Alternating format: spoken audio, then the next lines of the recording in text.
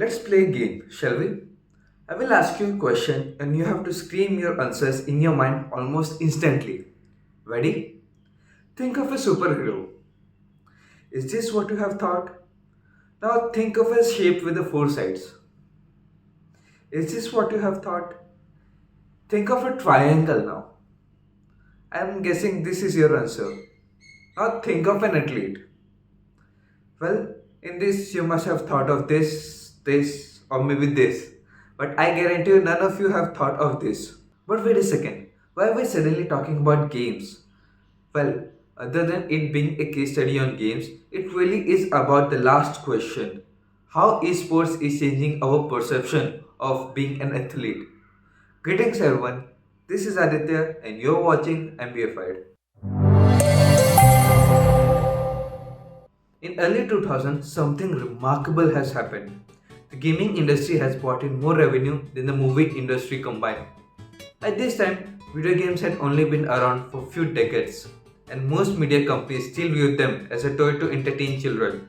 Today, the gaming industry is bigger than the movie industry and music industry combined. Esports is one of the biggest emerging markets and is projected to reach $384 billion by 2023.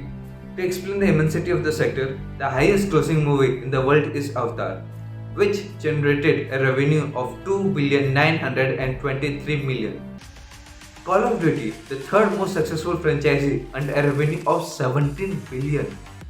Mario and Pokemon Go, which was at second and first place, earned a revenue of 30 billion and 90 billion respectively.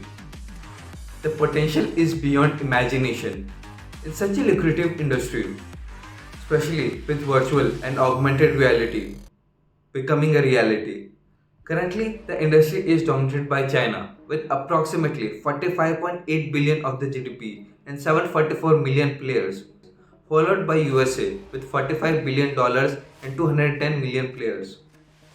If we segment the industry, the stakeholders that come out first are the developers, who are most often these small companies like Riot Games, Gearbox, and Rockstar Games that design and develop the games we all like. However, the only one who rules over developers are the behemoths who more or less dominate the industry, that is publishers or the distributors. Welcome to the darker side of the gaming industry. The industry looks out to be a perfect competition with so many games released every year and users craving new products. However, it is far away from it. If you track this developers company 9 out of 10, it will be tracked to some of these behemoths. Companies like Microsoft, T2, Ubisoft, Sony, Embracer, and Tencent have a Goliath share, making it an oligopoly where few players control the whole market. This companies focuses on vertical integration, where companies tries to take as much part of the supply chain as possible, like developers, publishers, distributors, and retailers. Every small and big middleman is being removed in the process, giving them the total control. This strategy allows them to expand quickly and acquire as much of the market as possible.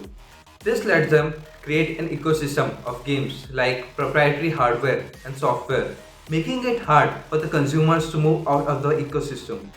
Assume you are selling a box in a general store at $10. Now, a competition arrives and offers the same box at $8. Unwillingly, you will also have to lower the price or increase the quality to stay in the market. If you own the store, this won't be the case.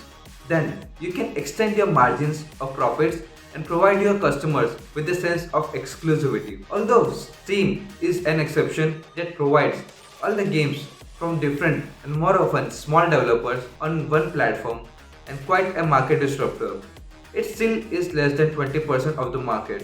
So why is oligopoly such a bad thing for the users? Well, here is a paradox that strikes. Remember how we told you earlier that the industry seems to be a perfect competition with so many games. These small developer companies under this big conglomerate tends to produce less. Confused? Allow me to explain. The original Halo was developed by a team of 100 developers, and we all can agree that the game was quite good. While Halo Infinite was released 2 decades later, where the smallest team was of 100 voice artists, the team size was of 1000. As game becomes successful, the cost of producing the next version becomes exponentially high.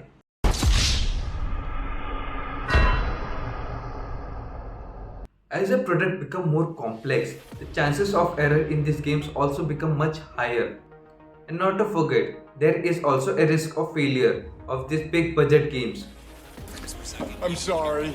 And despite good reviews on PC, the console version of Cyberpunk 2077 did not meet the quality standard we wanted it to meet. I and the entire leadership team are deeply sorry for this, and this video is me publicly owning up to that.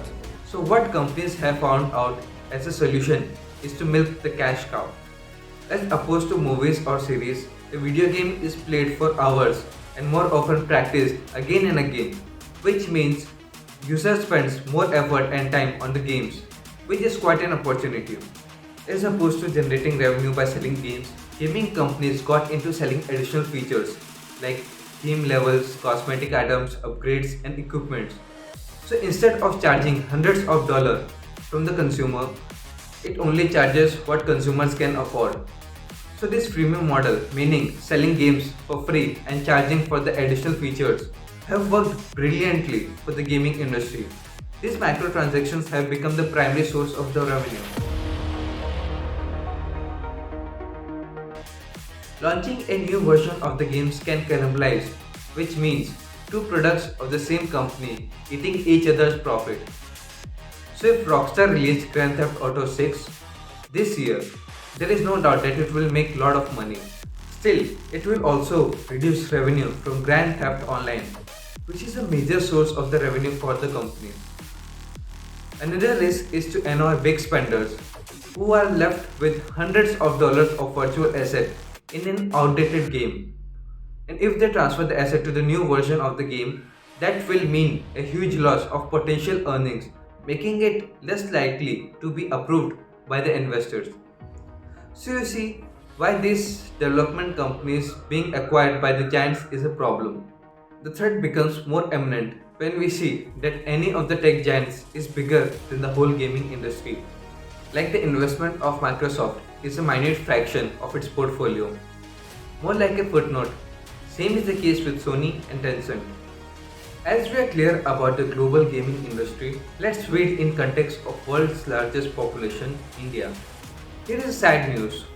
Despite having such a large population, India generates 1% of the global gaming revenue. So why is India with such a big young population lacking behind badly? There are two major reasons for this. Firstly, the Indian government is not helping.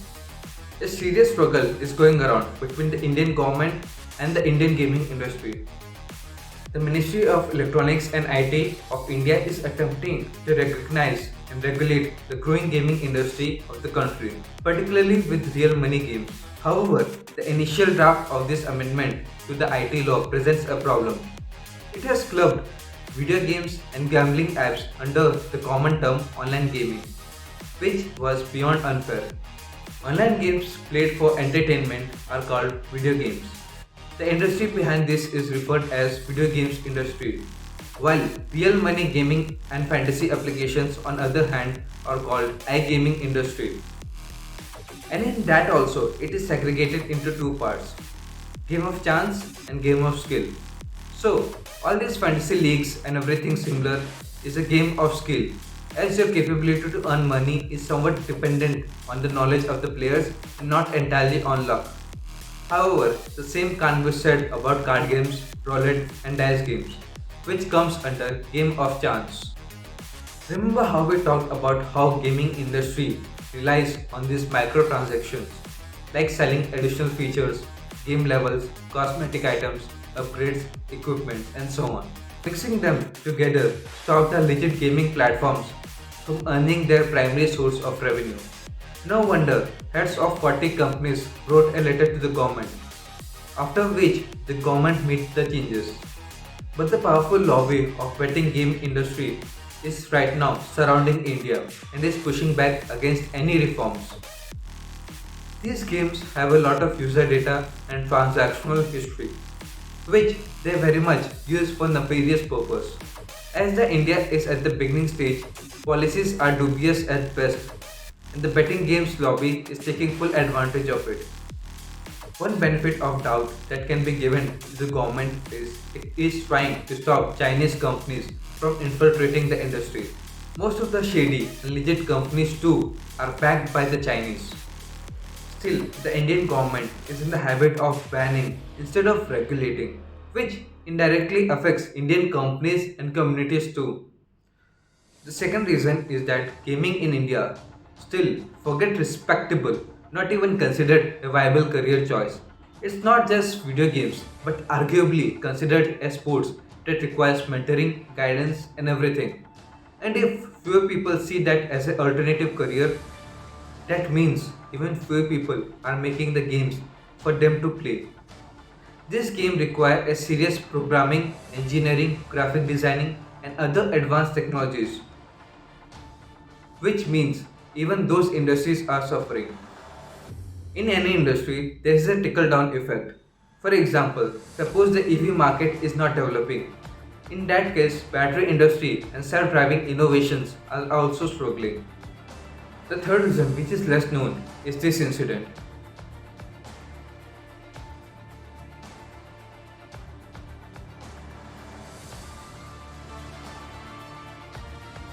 Most gamers will remember the colossal cheating scandal that rocked the CSGO fraternity in October 2018. Forsaken was one of the most popular professional players in the country and he was caught cheating, which tainted the name of Indian gaming community forever. While it is easy to blame the person, it may be upon the society as a whole that failed to recognize the seriousness of the future industry. Well, that's all for today. Feel free to comment your thoughts below and go through the related study materials in the description. As usual, like, share, subscribe to MBA Fight for more updates.